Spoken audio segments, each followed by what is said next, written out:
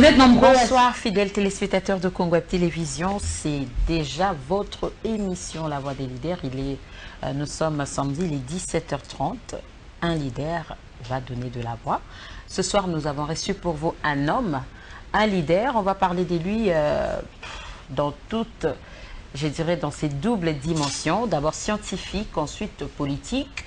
Scientifique parce que vous l'avez connu à travers ses œuvres, ses livres, ses œuvres littéraire, ensuite politique parce qu'il est secrétaire général à l'ULDC, parti cher à Raymond Tshibanda. Maître Guillaume Angelo, c'est de lui qu'il s'agit, à qui nous disons bonsoir. Bonsoir madame. Ça va? Ça va. La santé de votre parti, tout va bien? Très bien, très bien. Nous sommes dans un regroupement où les choses vont assez bien pour l'instant, avec quelques députés déjà annoncés en tant que tels au niveau national et beaucoup aussi au niveau provincial. Et nous attendons aussi l'issue des contentieux devant la Cour constitutionnelle pour voir un peu si on pourra encore engranger quelques voix, quelques postes nouveaux pour pouvoir grossir en fait les lots de ce que nous avons actuellement. Voilà, l'ULDC, c'est votre parti. Raymond Tshibanda est le président du parti. Vous êtes secrétaire général de ce parti. Dites-nous, comment l'avez-vous connu? Ben, vous savez, je suis arrivé en RDC en 2007-2008. D'abord en 2006 aux élections 2006. Et je suis reparti, puisque je suis de la diaspora, comme tout le monde le sait. Et je suis revenu en 2007 pour faire la promotion de mon livre « Ma Nation ». À la suite de cette promotion, j'ai eu énormément d'appels de la part de plusieurs partis politiques qui souhaitaient m'avoir dans leur rang. Et j'ai dû en discuter avec mes proches pour voir quels étaient les meilleurs choix. Et à l'époque, je n'ai pas fait le choix. Je trouvais que bon, les choses n'étaient pas précises. Et finalement, je suis revenu en 2008 de nouveau pour des raisons personnelles. Et là, par l'entremise d'un ami et de son fils, du fils du ministre Raymond Tshibanda, et de Madame Mayuma Kala, j'ai dû les rencontrer, après avoir rencontré d'autres personnes. C'est le seul qui m'a convaincu. Il m'a convaincu par sa stature d'homme d'État, son envergure, son côté conservateur et très catholique à la base. On en partage cette spiritualité catholique, sa rectitude et une sorte de logique très particulière. Ça, c'est la première rencontre. Et puis il est venu, il m'a demandé si je pouvais travailler avec lui, donc à la coopération, puisqu'il était encore à l'époque DIRCAB du chef de l'État. Et finalement, il a été nommé ministre de la coopération internationale et régionale. Il a demandé qu'on travaille ensemble. Et je suis arrivé, j'ai appris à ses côtés. Je ne sais pas comment fonctionnait un État, au sens, parce que bon, vous savez, la grandiloquence de tous ceux qui savent tout, on sait tout, on milite et tout ça. Votre mentor en politique. C'est mon mentor. C'est mon mentor, c'est mon père spirituel au sens catholique du terme. C'est mon guide dans les arcanes de la République et dans la gestion, parce que il a été, tout le monde le sait, un étudiant très très brillant, et non seulement à Lubumbashi, mais aux États-Unis aussi. Il a été un haut fonctionnaire, à la fois, d'abord un fonctionnaire au niveau du ministère du Plan et un fonctionnaire au niveau des Nations Unies. Il a été DIRCABA à la primature, il a été ministre de l'Environnement, donc il a la connaissance parfaite des structures à la fois de l'État de manière interne. Vous l'avez accompagné dans tout ça? Non, à cette époque-là, je n'ai pas connu, c'est-à-dire qu'il a accumulé cette expérience à travers son parcours, ce qui fait que lorsque je les croise, il était déjà très outillé et capable de guider les autres. Donc je pense qu'il m'a expliqué, il m'a formé à la gestion de la République. Et j'ai eu beaucoup de chance. J'ai eu beaucoup de chance à ses côtés. Et d'ailleurs, particulièrement à la période où il prenait les ministères de la coopération, survenait l'affaire comment dirais-je, CNDP, négociation avec le CNDP à l'époque. Donc il est parti à Goma pendant plusieurs mois d'ailleurs, à partir du mois de novembre jusqu'au mois de mars. Et pendant ce temps-là, j'étais resté au ministère de la Coopération. On était 3-4 cadres au grand maximum et ils nous pilotaient à distance pour pouvoir gérer les ministères. Okay. Donc ce qui fait que j'ai commencé déjà, j'étais au fond dès les premiers instants. D'ailleurs, avant qu'il ne parte à Goma, je pense qu'on a fait un tour avec lui. Il m'a présenté le chef de l'État. On est parti avec le chef de l'État au Swaziland. Donc j'ai voyagé avec le chef de l'État. C'était un honneur pour moi de voir Joseph Kabila en personne, monter dans son avion, partir à une mission. Tout ça. Donc c'était une première pour moi parce que bon, c'est vrai que je suis né dans les eaux des palais de la nation, tout ce qui est dans la mesure où mon père a été ministre quand je suis né, qu'il a fait la table ronde et tout ça. Mais je n'ai pas eu l'opportunité de travailler pour le pays, moi. Donc là, c'était une opportunité particulière qui m'a été donnée par Mouchimanga. Donc je pense que je lui dois, ma présence ici à l'RDC, je la lui dois. On va y revenir, Maître Manjolo. Vous avez une dimension très profonde en scientifique. Dites-nous, est-ce que vous pouvez nous raconter vos débuts? Comment c'était au départ? Bon, c'est un peu compliqué et simple à la fois. Il faut dire que j'ai eu le malheur, en fait, d'avoir les parents qui se sont séparés assez tôt. Donc mon père et ma mère se sont séparés assez tôt. Et mon père m'a poussé à la lecture. Dès l'âge de 9 ans, j'ai commencé à lire assez tôt. Et la lecture a devenu une sorte d'exutoire pour moi, une sorte de répli pour moi. Et finalement, j'ai fait ma vie de jeune enfant en construisant mon monde à travers les livres, assez tôt, très tôt. Et j'ai commencé à griffonner, je devais avoir plus ou moins autour de 12-13 ans, je commençais à griffonner, largement griffonner, et tout le temps, j'avais des cahiers, tout ça. Dommage, avec tout ce qu'on a eu comme déplacement, j'ai dû perdre énormément de choses. Et j'ai fait des rencontres extraordinaires dans les lectures, notamment Dostoïevski, qui est un maître extraordinaire pour moi. C'était un écrivain russe et qui a façonné en fait ma façon de réfléchir en termes de structuration d'une pensée et les narratifs possibles. Et beaucoup plus tard, parce que j'ai connu très peu au fait les écrivains africains, j'ai connu ça un peu plus tard. Et en grandissant, mon père voulait au fait que je fasse médecine, ce qui fait que bon, j'avais fait des études de biologie-chimie pour les bacs, et j'ai eu mon bac en biologie-chimie. Et j'ai voulu tenter, je commençais par la médecine et tout ça. Entre-temps, j'avais perdu mon père, ce qui fait que bon, j'avais plus les mêmes moyens, même si ma mère est venue par la suite en rescousse avec beaucoup de moyens, heureusement, qu'elle était dans le diamant, il y avait beaucoup de moyens. Mais finalement, j'ai bifurqué vers les droits.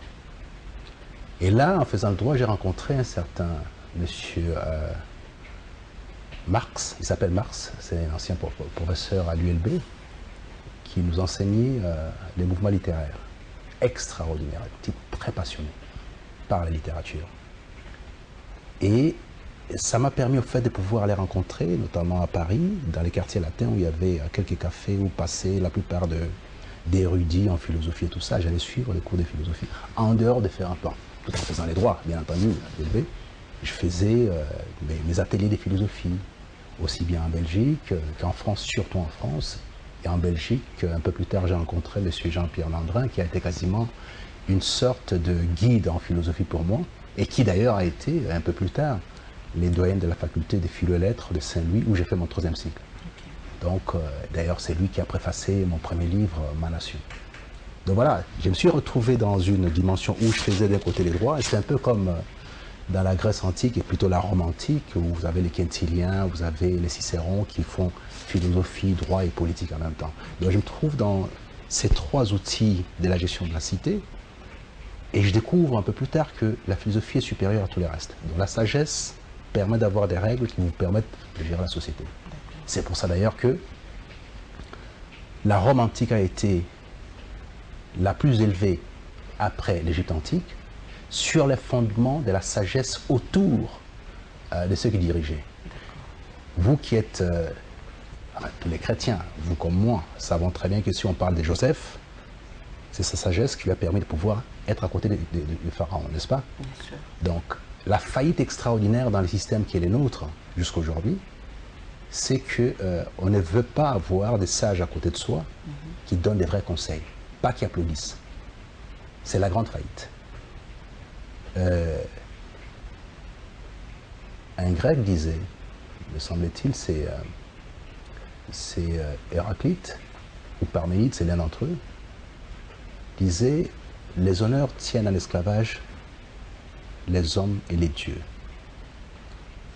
Les gens veulent être honorés sans cesse, alors qu'on a besoin d'avoir des gens qui conseillent sans état d'âme. C'est qui manque, sans complexe et sans faire plaisir à celui à qui on veut rendre ces services-là. Les services qu'on a à pouvoir apporter à un dirigeant, c'est les conseils purs et raisonnables. Donc la sagesse, la philosophie étant les commerces de la raison. Un philosophe vend la raison. Tout simplement, il n'est pas là pour pouvoir faire plaisir. Et par conséquent, me semble-t-il, si on intégrait cette dimension dans la gestion de la République, notamment chez nous ici, on avancerait énormément. Joseph Kabila Kabange l'a dit 3 fois. Je ne suis pas bien entouré, je n'ai pas 5 conseillers, je n'en ai pas 15. Je n'ai pas pu changer l'homme congolais. 3 fois. 3 fois, il a répété quasiment la même chose avec des mots différents, mais ça veut dire exactement ce que je suis en train de dire là. Être en mesure de donner des conseils, il n'y a que ceux qui sont imprégnés de philosophie, qui savent que l'éthique ne doit pas être en dessous de l'esthétique. Voyez-vous? Et ça, malheureusement, ces soucis-là restent permanents. Regardez ce qui se passe actuellement, ce qui s'est passé pendant 18 ans, et du temps des Kabila Père, du temps des Mobutu, on peut remonter jusqu'à Lumumba, Kasavubu et tout ça, on va tomber dans les mêmes travers, c'est-à-dire les applaudissements, les honneurs qui tiennent en esclavage les dirigeants. Nos dirigeants, quasiment dans leur totalité, ce qu'on leur a apporté comme conseil, c'était les adulations pour les soumettre dans une sorte d'esclavage. Et ça, on n'arrive pas à le dire clairement, malheureusement. Ce qui fait que, en vous disant, en vous parlant de la Grèce, de la Rome antique et de l'Égypte antique, je reviens sur la nécessité d'intégrer la dimension des sages, des philosophes, des vrais philosophes. Pas des académiciens qui viennent pour trouver des postes et s'enrichir. Pensez-vous que ça sera possible dans notre pays? C'est possible dès lors que les gens ont cette conscience. La grande difficulté, c'est vrai, et c'est pour ça, au fait, me semble-t-il, il faut changer certaines choses, c'est que les gens, quand ils ont trouvé la possibilité d'être à côté du chef, pour lui apporter cette sagesse, le seul moyen pour eux de vivre, c'est de bénéficier des facilités qu'on leur donne. Lui jeter de fleurs, le laisser dans ses erreurs. Voilà, et lui bénéficie des facilités liées à la tâche ou au service qu'il rend. Une fois qu'il quitte ces postes-là, il n'a plus aucune facilité. Ce qui fait qu'il veut rester, il veut se cramponner à cet endroit-là pour faire plaisir, pour ne pas perdre toutes ces possibilités-là, simplement. Et c'est ça la grande difficulté. Si les gens avaient d'autres moyens de vivre, par exemple, un bon philosophe, c'est celui qui, enfin un bon philosophe dans une bonne société, il a la place, il vend des livres.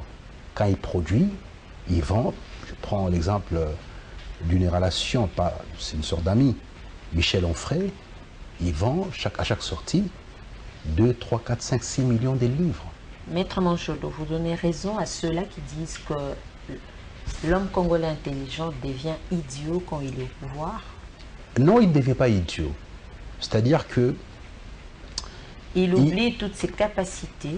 Pas du tout, non plus. C'est-à-dire que la survie, sa survie matérielle, l'emporte sur ses dispositions à conseiller.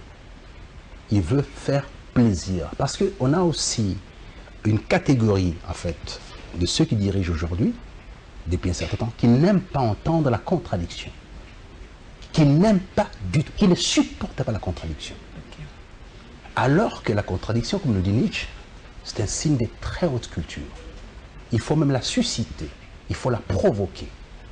Mais l'homme politique qui dirige estime qu'il est arrivé là par moyens propres et par conséquent, on n'a pas à lui dire ce qu'il doit faire ou pas. Il est omnipotent.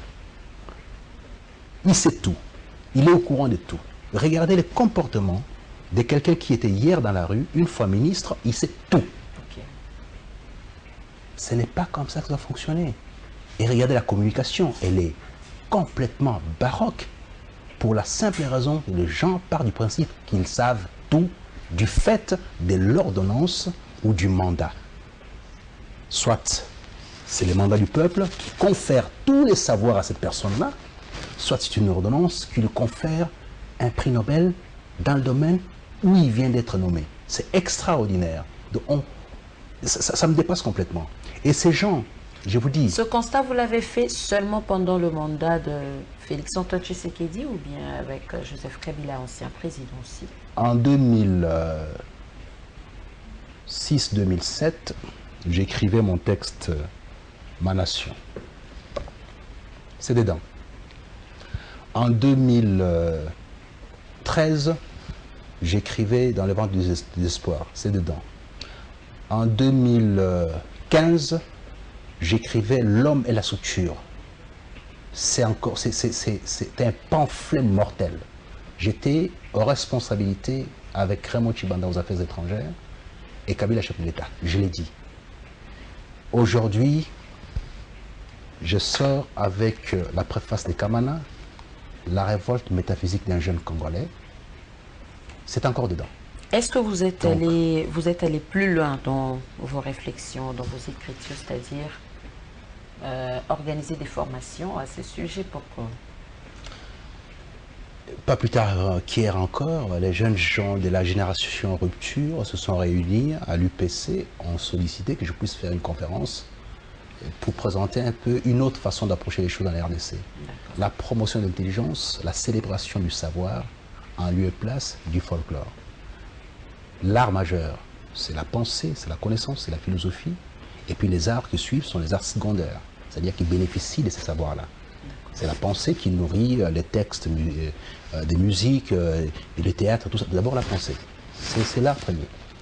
La politique, tout ça est nourri par la pensée. Ce sont les grands philosophes, c'est Hobbes, c'est Locke, c'est nos anciens Égyptiens, c'est nos anciens sages africains, c'est Montesquieu, c'est tous ces gens-là qui ont nourri la pensée politique et les restes, y compris en droit et tout ça, ce sont les anciens. Donc c'est ça la pensée qui construit d'abord tout. J'essaie de le faire. Mais malheureusement, la pensée ici en RDC, quelle valeur a-t-elle? Est-ce qu'on lui a déjà donné la valeur? Quand vous regardez les décès de M. Hérodia, qu'est-ce qu'on en a parlé, qu'est-ce qu'on en a dit exactement sur la chaîne nationale? Lorsqu'on pose la question sur Hérodia, qu'est-ce qu'on répond? On dit on a retenu de lui quoi? Son gilet, son cigare. C'est un érudit, un psychanalyste. Ce monsieur a fait la philosophie et la psychanalyse. C'était un monsieur très très outillé, très respecté à Paris. En RDC, on a retenu juste la partie folklorique, c'est-à-dire son cigare et le gilet. Est-ce qu'on a lu un seul texte de M. Hérodia? Rien, on n'en a pas parlé. La place qu'on donne aux artistes musiciens lorsqu'ils décèdent, tout le monde est autour du cercueil. Est-ce que c'est la même place qu'on donne à l'érudition intellectuelle? Non. Je suis d'accord, par exemple, pour la situation de Lutumba, je pars du principe que c'est un vrai philosophe, avec des outils d'expression qu'il a utilisés, notamment à travers la musique. C'est un vrai philosophe. Parce que pour moi, Mabélé reste dans mon esprit un texte majeur et fondateur dans la philosophie congolaise. Et par conséquent, dans 10 ans peut-être, j'attends un peu, je pense que je ferai un texte autour de ça. Je ferai les commentaires de Mabélé.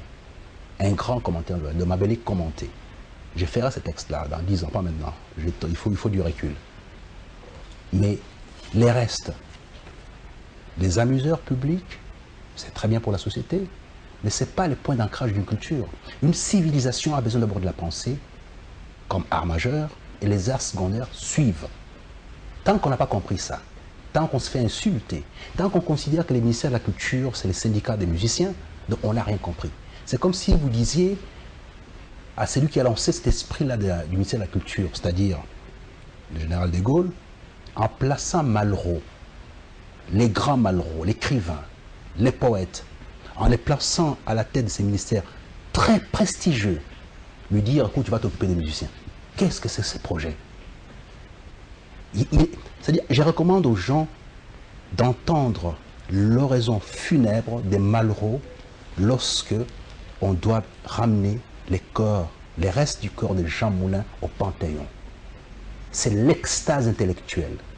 C'est le niveau le plus élevé en termes de rédaction. Est-ce que ce n'est pas l'image donnée par ceux qui ont eu à gouverner le ministère de la Culture? C'est l'absence du projet congolais. On n'a jamais eu de projet congolais. Le problème se situe à ce niveau-là. Il n'y a pas dans ce pays ce qu'on appelle le projet congolais. Je travaille aujourd'hui avec Kamana, un éminent philosophe, respecté à travers le monde, sauf en RDC. Sauf en RDC.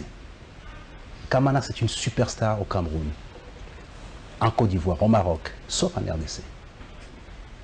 J'ai travaillé avec Kamana, on est dans un petit groupe, où on construit la pensée, nous sommes en train de construire des projets congolais. Madame, il n'y a jamais eu de projet congolais.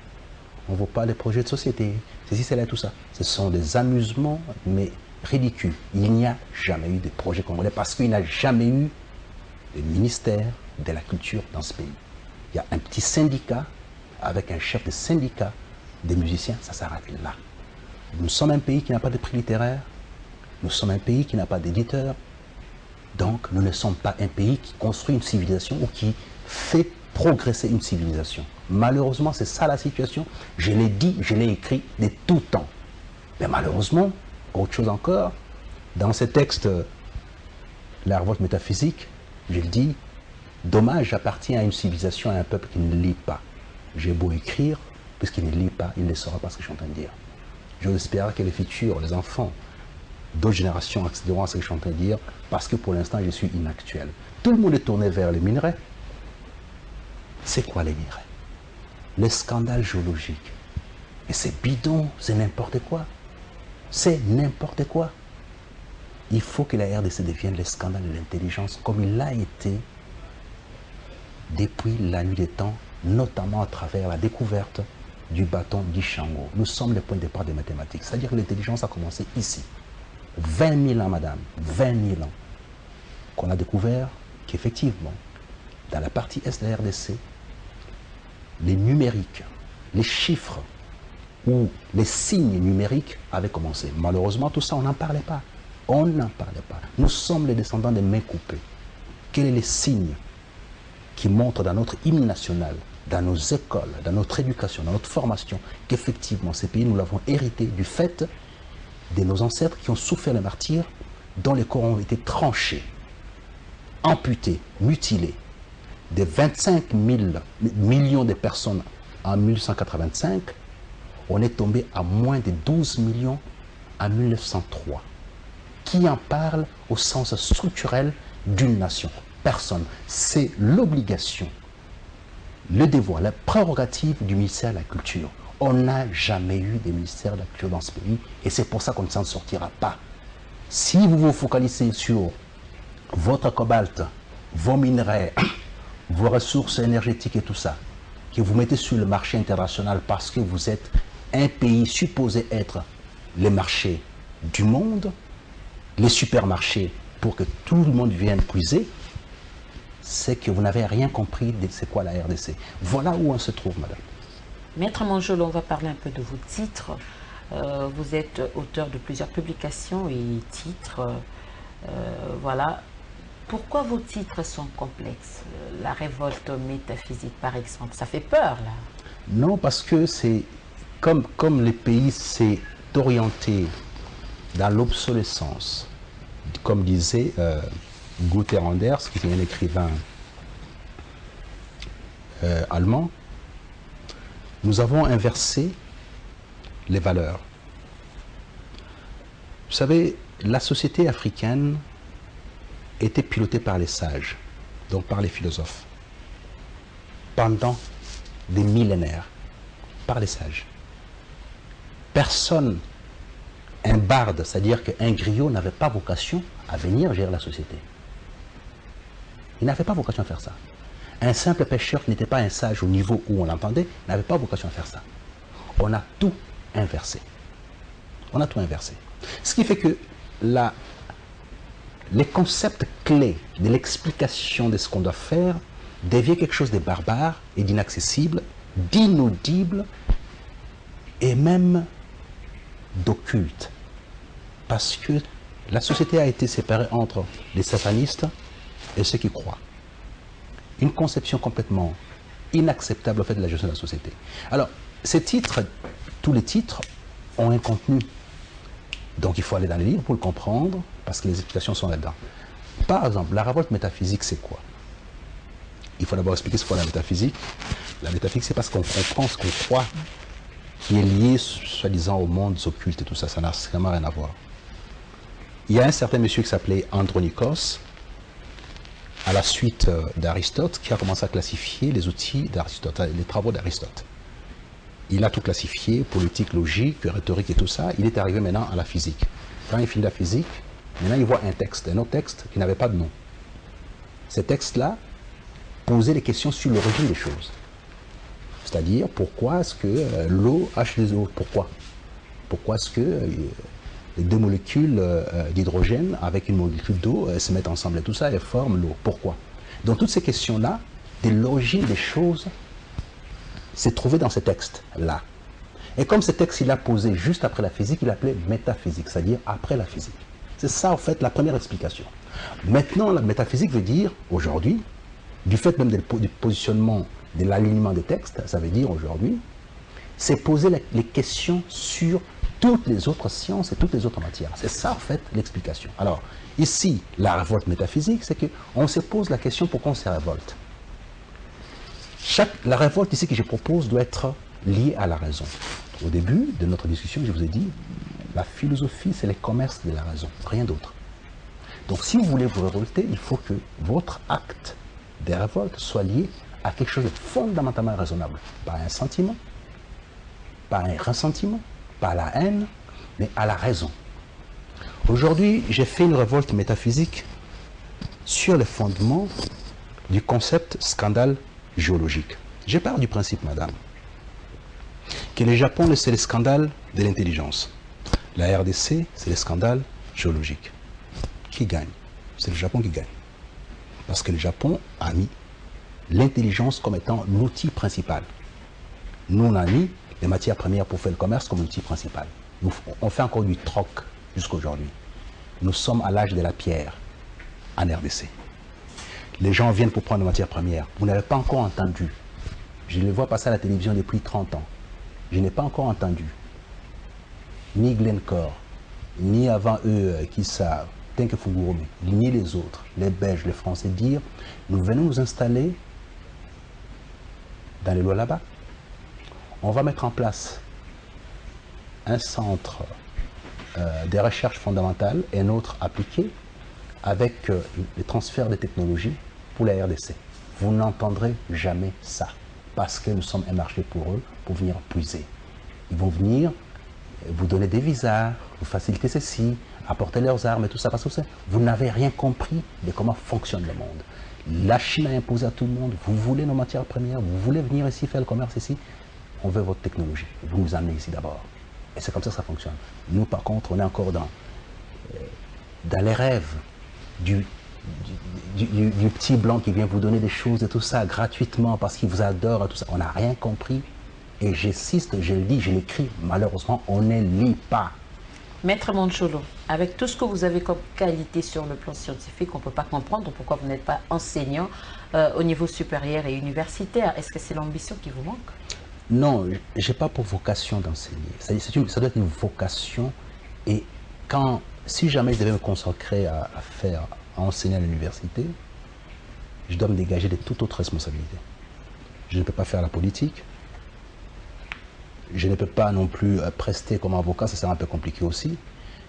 Et enseigner, c'est donner tout son temps. C'est un sacerdoce, madame. C'est un sacerdoce. C'est-à-dire que chaque jour, on doit passer son temps à construire pour transmettre. Ça vous demande de faire une thèse et de faire une agrégation pour être en mesure de pouvoir comprendre comment dispenser ces cours. C'est pas, vous faites le doctorat, vous courez, vous commencez à enseigner, vous pavanez avec les titres de docteurs, de professeurs et tout ça. Je pense que c'est vraiment limiter l'idée même de l'enseignement. L'enseignement, c'est un sacerdoce. C'est d'une noblesse absolue. Et ça nécessite à consacrer tout son temps à ça. Malheureusement, je passe ce temps-là et je n'ai pas cette passion-là pour pouvoir faire ce travail. On me le demande sans cesse pour dire, écoute, fais rapidement ton agrégation et fais-nous ça. Je dis non, je suis un peu trop vieux d'ailleurs pour pouvoir faire ça pour l'instant. Il fallait commencer un peu plus tôt, je veux dire à 30, 35 ans, et voilà. Maintenant, en tout cas, je suis complètement tordu, je suis dans une autre dimension. Je préfère produire de l'intelligence, faire de la politique, et éventuellement rester comme en justice comme avocat. Bon, c'est déjà assez, et j'écris des textes que je mets à la disposition de ceux qui enseignent. Kamana reprend mes textes, il met ça à l'enseignement, donc c'est déjà ça. Maître Guillaume Andjolo, nous sommes vraiment arrivés à la fin. Vous savez, la télévision, c'est le temps, et le temps coûte. Mais vous êtes politique, on en profite même vers la fin, comme un message, je ne sais pas, on peut parler de l'actualité. Une petite question d'actualité.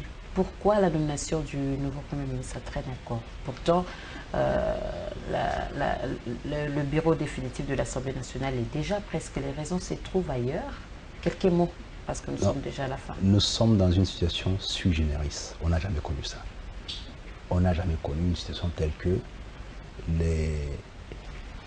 l'équipe qui était là quitte et il y a eu transfert de pouvoir entre ceux qui étaient dans l'opposition au niveau de la présidence et ceux qui étaient dans la majorité. On n'a jamais vu ça. Ce qui fait que on a besoin d'essayer d'huiler, si on veut, la machine pour atteindre Cela peut prendre même une année. Non, nous sommes en train d'atterrir. Sincèrement, je pense qu'il y a actuellement les dernières tractations sont en train d'être finalisées maintenant. Et l'harmonie est revenue parce qu'il y a eu des mots qui sont sortis des part et d'autres qui n'étaient pas forcément des bons mots, qui n'étaient pas apaisants. Mais je pense qu'il y a la calmie maintenant. Ils sont en train de travailler. Je pense qu'ils finiront leurs travaux demain. Ceux qui sont en train de discuter sur la finalisation de ce qu'on doit faire finiront leurs travaux demain. Et puis on a aussi un problème au niveau de la Cour constitutionnelle qui n'a pas terminé encore les contentieux. Plus ou moins 500 dossiers ont été traités et maintenant nous arrivons à la fin, ce qui fait que bon, dans le courant de la semaine prochaine, on aura énormément de nouvelles, si je ne m'abuse pas. Nous sommes vraiment arrivés à la fin et c'est la fin d'ailleurs de notre émission, Maître Andjolo. Vous êtes admirable, en croire plusieurs Congolais, c'est leur point de vue, bonne chance. Et merci beaucoup d'avoir répondu à l'invitation. Merci également à vous, fidèles téléspectateurs. Vous avez connu, je suis d'ailleurs très sûre, le côté ou bien la dimension scientifique de Maître Andjolo. On en a parlé vraiment. Voilà, et d'ailleurs, tous les temps, il a eu le temps de s'expliquer. Bon, on aura aussi l'occasion de connaître cette dimension politique, j'en suis certaine. Merci vraiment de nous avoir suivis.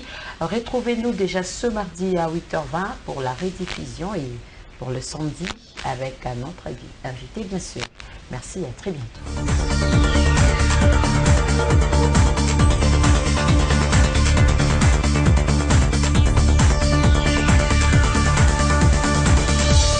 Vous êtes nombreux à